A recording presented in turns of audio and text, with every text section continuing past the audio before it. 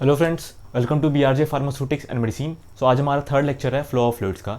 आज हम लोग पढ़ेंगे measurement of rate of flow of fluids. ठीक है, क्या पढ़ेंगे? Measurement of rate of flow of fluids. Simple है, जब भी फ्लूइड फ्लो होता है तो कितना रेट से फ्लो हो रहा है, कितना वॉल्यूम ऑफ फ्लूइड ट्रांसपोर्ट हो गया कितने समय में, उसी को रेट बोलते हैं। उस रेट को कैसे डिटरमाइन करेंगे, यानी कि जो फ्लूइड बह रहा है उसका वेलोसिटी कैसे पता करेंगे। अगर वेलोसिटी पता कर लेंगे तो हम रेट भी पता कर लेंगे। ठीक है, इसको पता करने के लिए हम लोग 4 इंस्ट्रूमेंट पढ़ते हैं। उससे पहली बात मैं आपसे ये क्वेश्चन पूछना चाहता हूँ कि रेनॉल्ड्स नंबर आपने पढ़ा है, तो मुझे एक क्वेश्चन बताइए कि अगर हमें फार्मास्यूटिकल इंडस्ट्री में फ्लूइड को फ्लो कराना है तो हमारे पास 2 तरीके के फ्लो होते हैं। एक विस्कस फ्लो, जिसको हम लोग लैमिनार फ्लो भी कहते हैं, और दूसरा होता है हमारा टर्बुलेंस फ्लो। तो इन दोनों फ्लो में से आप कौन सा चूज करेंगे, कौन सा प्रेफर करेंगे? And your answer is viscous flow. अगर आपका आंसर विस्कस फ्लो है तो सही है। क्यों करना चाहिए विस्कस फ्लो या फिर लैमिनार फ्लो? तो इसका आंसर ये है कि लैमिनार फ्लो या फिर विस्कस फ्लो जब होता है तो उसके रेट को हम लोग डिटरमाइन कर सकते हैं, क्योंकि उसमें जो फ्लूइड के लेयर्स हैं वो एक के ऊपर एक आराम से जा रहे हैं। लेकिन टर्बुलेंट फ्लो में वो इधर उधर जिगजैग मोशन होता है मॉलिक्यूल्स का, जिसके वजह से जो रेट को डिटरमाइन करना मुश्किल हो जाता है। इसी वजह से फार्मास्यूटिकल इंडस्ट्री में या फिर किसी भी इंडस्ट्री में हम लोग विस्कस फ्लो को ही प्रेफरेंस देते हैं। अगर आपको स्पीड थोड़ी फास्ट लग रही है तो आप थोड़ी स्लो कर लीजिए, 0.75 पे कर लीजिएगा उसे। ओके, सो आइए स्टार्ट करते हैं। हमारे पास इंस्ट्रूमेंट जो होंगे 4, वो है पहला, दूसरा, तीसरा, चौथा। हमें इन 4 इंस्ट्रूमेंट्स को पढ़ना है। नाम जान लीजिए पहले क्या क्या है। पहला है orifice meter, orifice meter, ORIFICE meter. दूसरा है वेंचुरी मीटर। तीसरा है हमारा पिटॉट ट्यूब, या फिर लोग उसको पाइटॉट ट्यूब भी कहते हैं। चौथा है रोटा मीटर। ठीक है, मैं आपको एक प्रैक्टिकल एग्जांपल देता हूँ। जब आप पेट्रोल पंप पे जाते हैं अपना पेट्रोल भरवाने के लिए अपने व्हीकल में, तो क्या होता है, जो हमारा पेट्रोल पंप का बंदा होता है वो नोजल लेता है, इंसर्ट करता है और ऑन कर देता है उसे। तो कितना पेट्रोल मूव कर रहा है हमारा पेट्रोल पंप से गाड़ी के अंदर, वो कैसे डिटरमाइन होगा? इन्हीं सारे इंस्ट्रूमेंट्स को यूज़ करके डिटरमाइन होता है। ये सब इंस्ट्रूमेंट जो नोजल्स में या फिर उन मशीन्स में फिटेड होते हैं ऑलरेडी, जिससे डिटरमाइन हो सकता है कि हमारा कितना फ्लूइड फ्लो हो रहा है। ठीक है, आइए पहले हम लोग एक एक करके स्टार्ट करते हैं। पहला हम लोग पढ़ेंगे अब ओरिफिस मीटर। सो इसे मैं रब करता हूं, तुरंत प्रभाव से कंप्लीट किया जाए आज ये चैप्टर। स्टार्ट करते हैं हम लोग orifice meter. Okay, orifice meter का स्ट्रक्चर आप देखिएगा कैसा होता है। ये एक पाइप होता है जिसमें थोड़ा सा एक मेटल प्लेट लगा होता है। ठीक, वो मेटल प्लेट कुछ इस तरह दिखता है।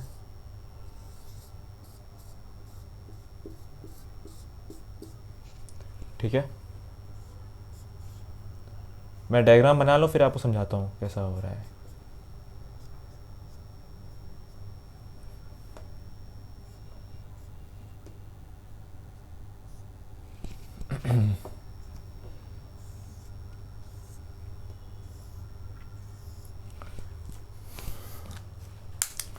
ओरिफिस मीटर से क्या समझ में आ रहा है? ओरिफिस मतलब क्या होता है? ओरिफिस मतलब होता है छेद। हिंदी में इसको छेद बोलेंगे, या फिर अंग्रेजी में अपर्चर या फिर ओरिफिस। ठीक, तो होता कुछ नहीं है कि एक पाइप होता है, ये पाइप जा रही है, उसके बीचों बीच एक छेद होता है। ठीक, वो मतलब वो छेद बनाते कैसे हैं? उस पाइप के क्रॉस सेक्शन में एक मेटल का प्लेट लगा देते हैं। वो उसको उठा, इसको समझिए कैसे लगा रहे हैं, इसको उठा के घुमा के ऐसे यहाँ पर लगा दे रहे हैं उस पाइप के क्रॉस सेक्शन में। उस पाइप के क्रॉस सेक्शन में जिसमें बीच में छेद होगा उसको हम लोग लगा दे रहे हैं यहाँ पर। तो उसका जो लॉन्गिट्यूडनल सेक्शन है उस पाइप का वो कुछ इस तरीके से आएगा। वो जो हमारा अपर्चर है वो यहाँ पर ऐसे दिखेगा। ये दिख रहा है हमारा अपर्चर, ये रहा हमारा मेटल रॉड, मेटल प्लेट जो कि साइड साइड में ऐसे है। ठीक, तो अब आगे बात करते हैं काम कैसे करता है। इस ओरिफिस मीटर में अटैच होता है एक मैनोमीटर। एक मैनोमीटर होता है जो कि जिसका एक सिरा, मैनोमीटर के 2 सिरा होते हैं, एक सिरा जो है वो ओरिफिस से पहले होता है जो कि ये रहा, और दूसरा सिरा ओरिफिस के बाद होता है जो कि ये रहा, ये वाला पॉइंट, ठीक है। तो ये हमारा मैनोमीटर है। अब जो कि मैनोमीटर है इसके अंदर हमारा मरकरी भी होगा, मरकरी का लेवल सेम होगा क्योंकि अभी इसमें कोई भी लिक्विड बह नहीं रहा, तो प्रेशर डिफरेंस है नहीं, तो हमारा मरकरी का लेवल सेम रहेगा, कोई भी हाई डिफरेंस नहीं आ रही है। अब जब भी हमें लिक्विड को डिटरमाइन करना है, लिक्विड के स्पीड को डिटरमाइन करना है, सपोज करिए ये हमारा एक पाइप है। मैंने आपसे बोला कि स्टूडेंट्स ये पाइप है, इसमें लिक्विड बह रहा है, इसमें लिक्विड बह रहा है, तो इस लिक्विड इसमें बह रहा है, इसका रेट पता कीजिए कि वेलोसिटी पता कीजिए, कैसे करेंगे। तो आप क्या करेंगे कि आपने ओरिफिस मीटर लेके आया, इस पाइप में अटैच कर दिया। अब जैसे ही आपने इस पाइप में अटैच किया, तो मैं अटैच करके दिखाता हूँ आपको क्या होगा। होप आपको मेरा स्पीड तेज नहीं लग रहा होगा, ठीक है। अब जैसे ही अटैच कर दिया तो लिक्विड का फ्लो ओरिफिस से पहले तक तो सही रहेगा, एकदम सही जा रहा है भाई, जिस स्पीड से आ रहा था उसी से जा रहा है। लेकिन जैसे ही ओरिफिस तक ये लिक्विड पहुंचा तो क्या होगा कि जो बीच वाला लिक्विड है वो तो सीधे चला जाएगा, चलो भाई चला गया, मैं अभी ये भी चला जाएगा, ये भी चला गया, ठीक। लेकिन जो साइड वाले लिक्विड है ना, ये थोड़ा सा टकराते हुए जाएंगे, ठीक है। तो क्या हो रहा है यहाँ पर, होगा क्या कि अचानक से जैसे ही ओरिफिस आया, छेद आया, तो हमारा वेलोसिटी पानी का बढ़ गया। बढ़ेगा कि नहीं बढ़ेगा? जब भी आप अपने गार्डन में पाइप से पानी देते हैं और आगे का छेद को अगर दबा दें तो जो पानी निकल रहा है उसको वेलोसिटी बढ़ जाता है। सेम प्रिंसिपल यहाँ पर भी है। यहाँ पर भी अचानक से ओरिफिस लग गया, मेटल का प्लेट लग गया, जिसकी वजह से अपर्चर छोटा हो गया, पानी के लिए जाने का जो जगह था वो कम पड़ गया, जिसकी वजह से पानी ने अपना स्पीड बढ़ा लिया, ठीक। तो स्पीड यहाँ पर बढ़ जाएगा। सपोज करिए इस पॉइंट को हम लोग 1 लेते हैं, इस पॉइंट को 2 लेते हैं, मतलब इस पॉइंट को, ये वाला पॉइंट जो है, ये क्रॉस सेक्शन को 1, इसको 2 ले रहे हैं। तो 1 पर जो वेलोसिटी होगा उसको हम लोग u1 लेते हैं। u1 वेलोसिटी से ये मूव कर रहा है और 2 पे ये u2 वेलोसिटी से मूव कर रहा है। हम लोग मान लेते हैं कि जो पॉइंट 1 पर प्रेशर है वो P1 हो जाएगा, पॉइंट 2 पर P2 हो जाएगा। प्रेशर डिफरेंस तो देखिए होगा ही होगा।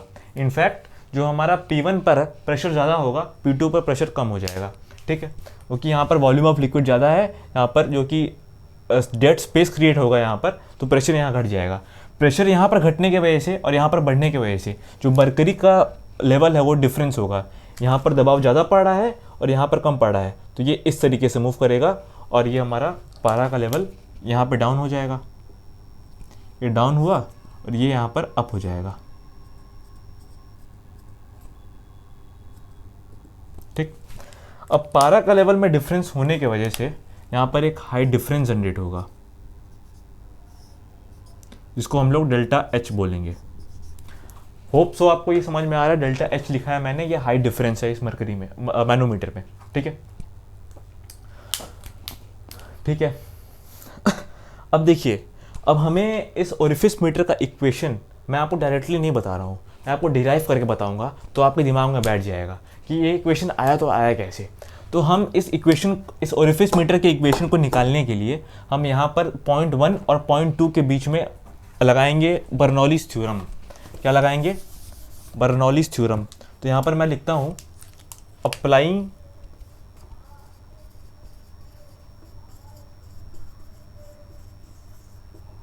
बर्नौलीज़ theorem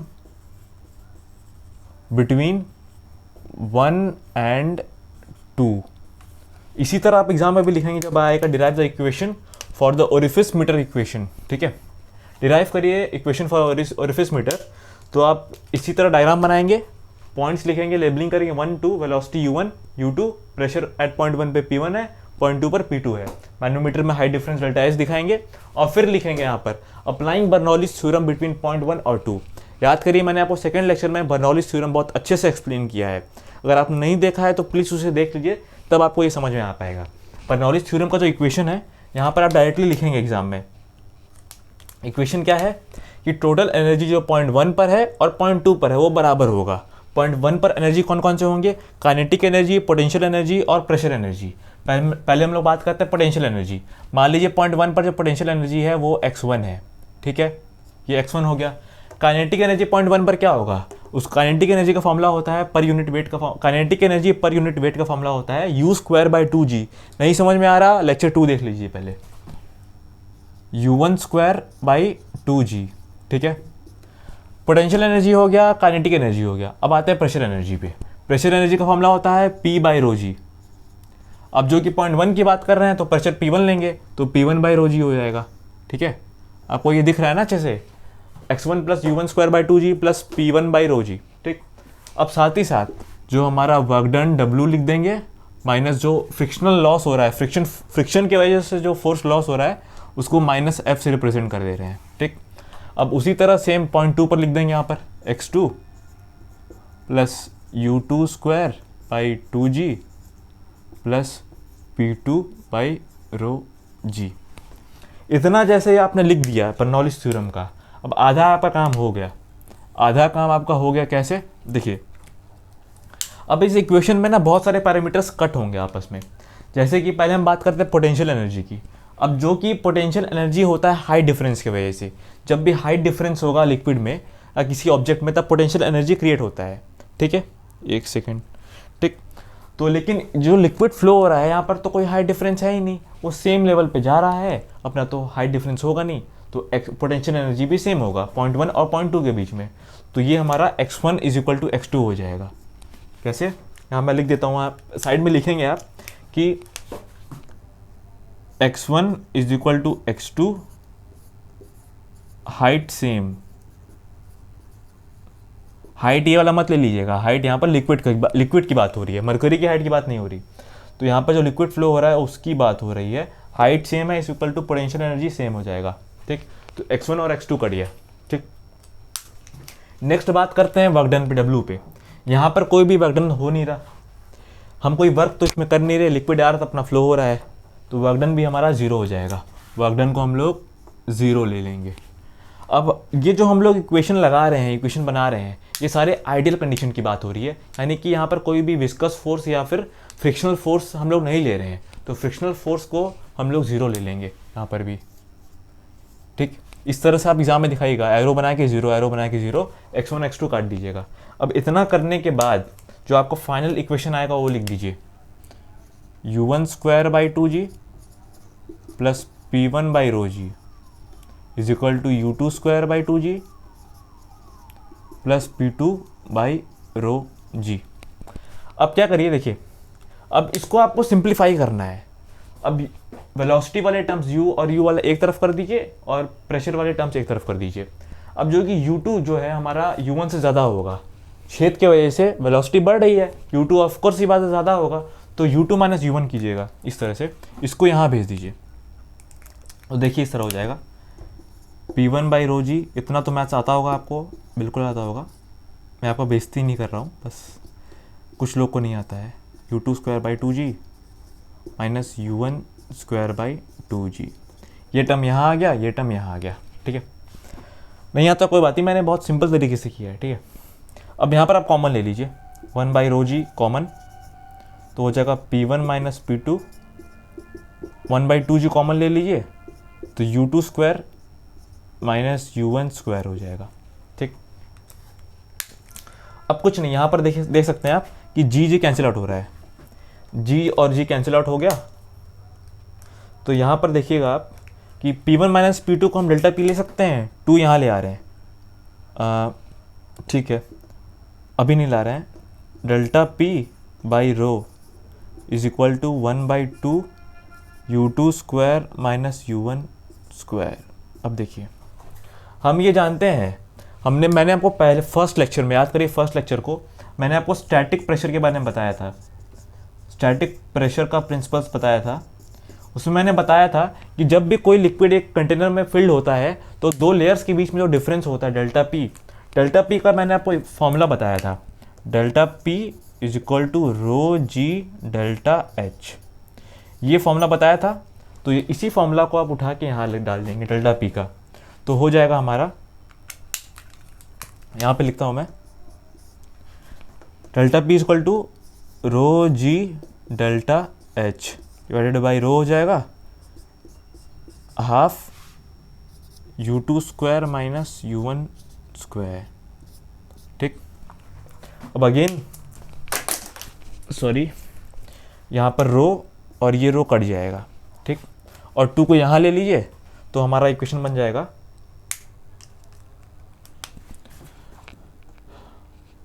u2 square minus u1 square is equal to 2g delta h। यहाँ तक आ गया समझ में आपको?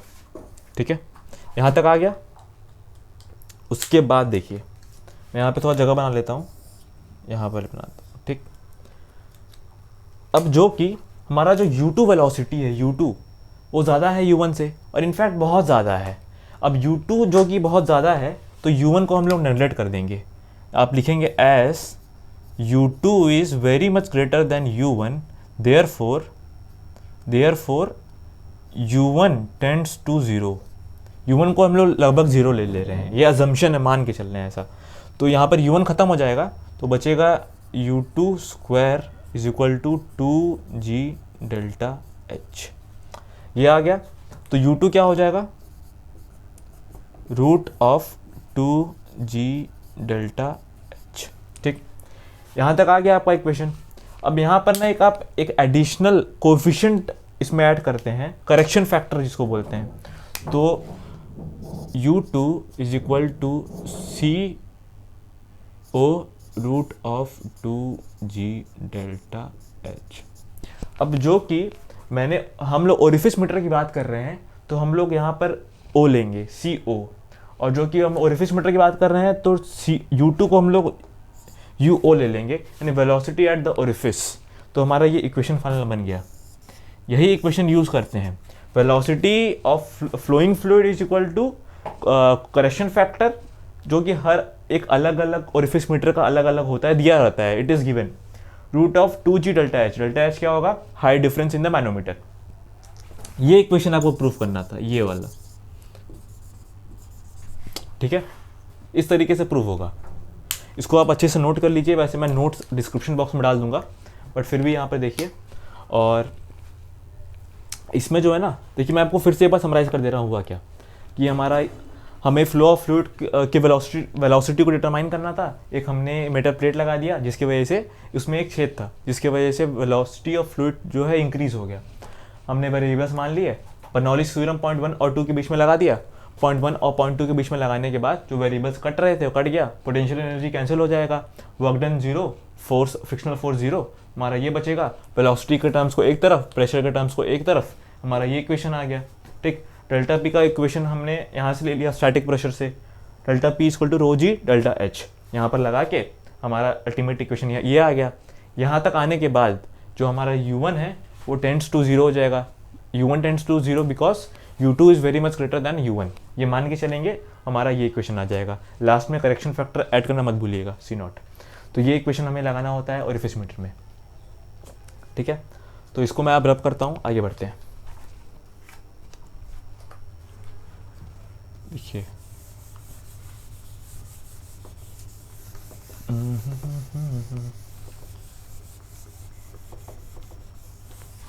आप एक बार रब कर लीजिए, मैं कैमरा चेक कर लेता हूँ कि प्रॉपर रिकॉर्डिंग हो रहा है कि नहीं।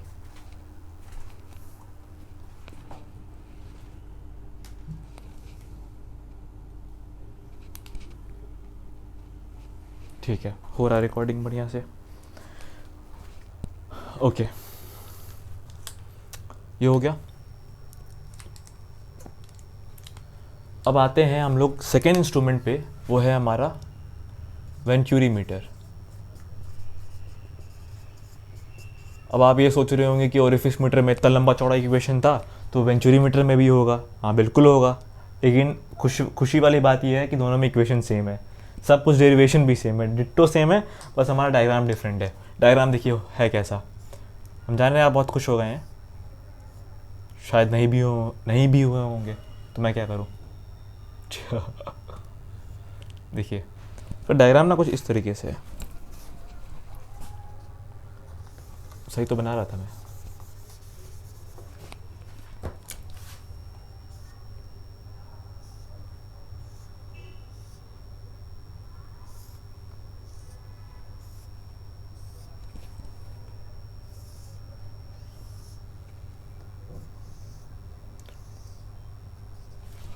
ठीक है।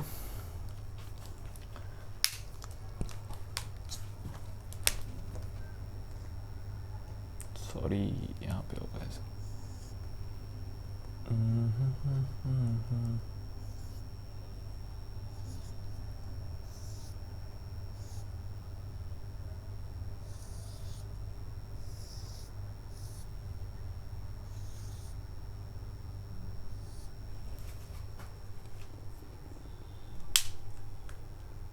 ठीक है, इस तरीके से है। मैनोमीटर मैंने थोड़ा गोलू मोलू से बना दिया है ना, थोड़ा लंबा बना देता हूँ इसे।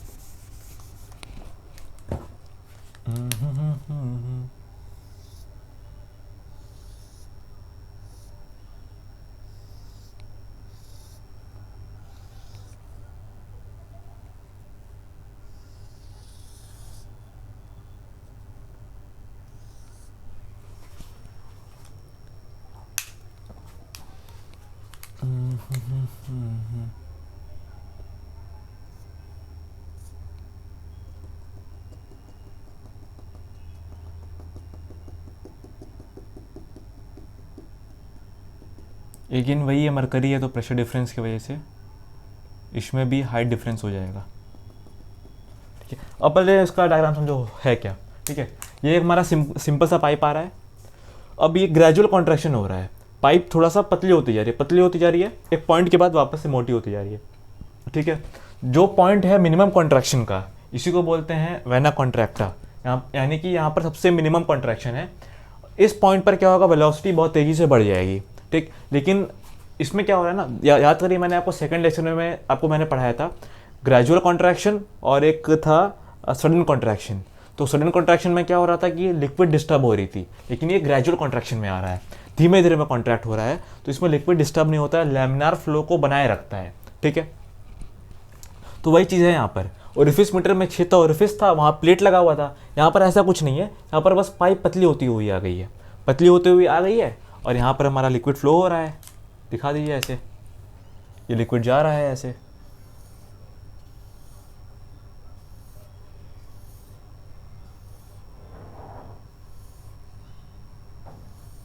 ठीक है, इस तरीके से ये पॉइंट 1 हो जाएगा, ये पॉइंट 2 हो जाएगा। यहाँ पर वेलोसिटी u1, ये u2, प्रेशर p1 और p2। ये डायग्राम दिखा दीजिएगा, यहाँ पर हाइट डिफरेंस बता दीजिएगा मैनोमीटर में, जो हाइट डिफरेंस डेल्टा h है। ठीक, अब बाकी सब कुछ सेम रहेगा, बस ये जो कि ये वेंचुरी मीटर है, तो यहाँ पर ओ ना होकर वी लग जाएगा, ओ ना होकर वी लग जाएगा। ये U V is equal to C V root of 2g delta h। ठीक, तो ये होता है हमारा कंप्लीट वेंचुरी मीटर। अब सेम तरीके से डिराइव कीजिएगा, पॉइंट 1 और पॉइंट 2 लेकर, वेलोसिटी सब कुछ सेम रहेगा। ठीक है, तो ये हमारा कंप्लीट होता है वेंचुरी मीटर। आई होप आपको इसमें कॉन्फिडेंस आ गया हो। इसको ना देखिए, इस डेरिवेशन को ना प्रैक्टिस कीजिएगा, 1-2 बार प्रैक्टिस करेंगे तो आपको अच्छे से आ जाएगा। बस बर्नौलीज थ्योरम लगाना है, कट्टम कुट्टम करना है, आंसर आ जाएगा। ठीक, 1-2 अजम्पशंस भी हैं बस। अब हमारा ये कंप्लीट होता है।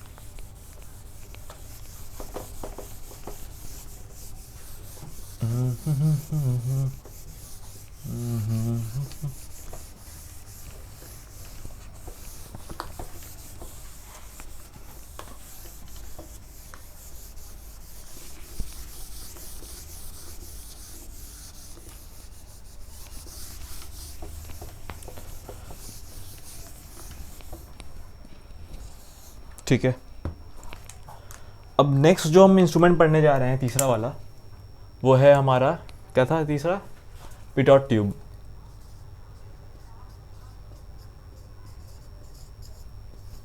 देखो, इसमें भी कुछ है नहीं, बहुत सिंपल सा इंस्ट्रूमेंट है। सपोज करो कि ये पाइप गया हुआ है, ठीक है, इसमें लिक्विड भरा हुआ है। ठीक है, तो पिटॉट ट्यूब होता क्या है ना, कि एक बस ग्लास का ट्यूब होता है या फिर मेटल का ट्यूब होता है, जो कि एल शेप का होता है। किस शेप का? एल शेप का होता है। देखो इस तरीके से, इस तरीके का होता है, इसी एल शेप पिटॉट ट्यूब को ना यहाँ पे इंसर्ट कर देते हैं।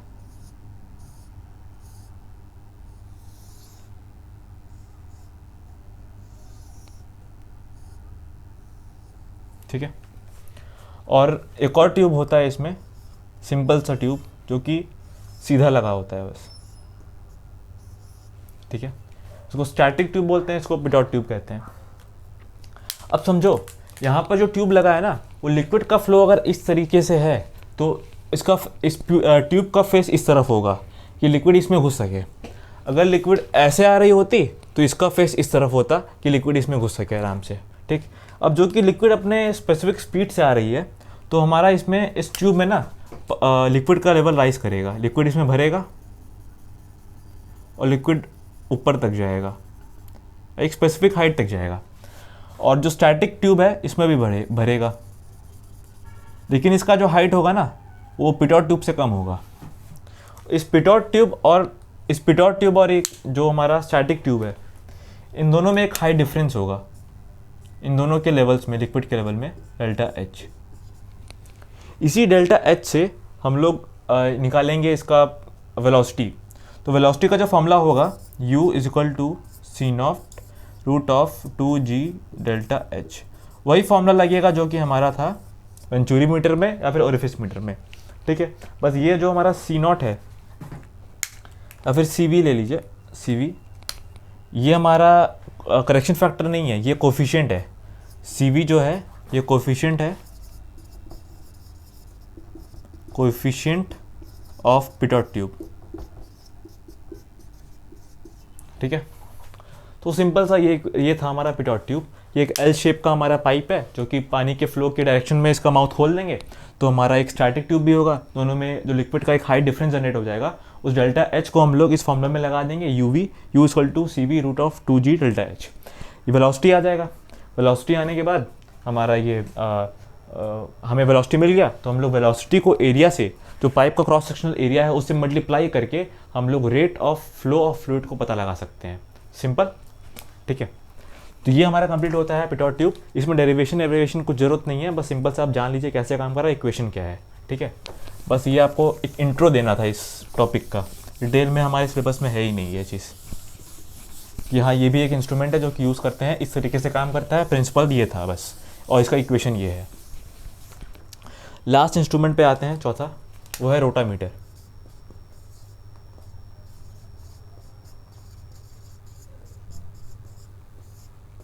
ठीक है, अब रोटामीटर का डायग्राम समझिए होता कैसा है।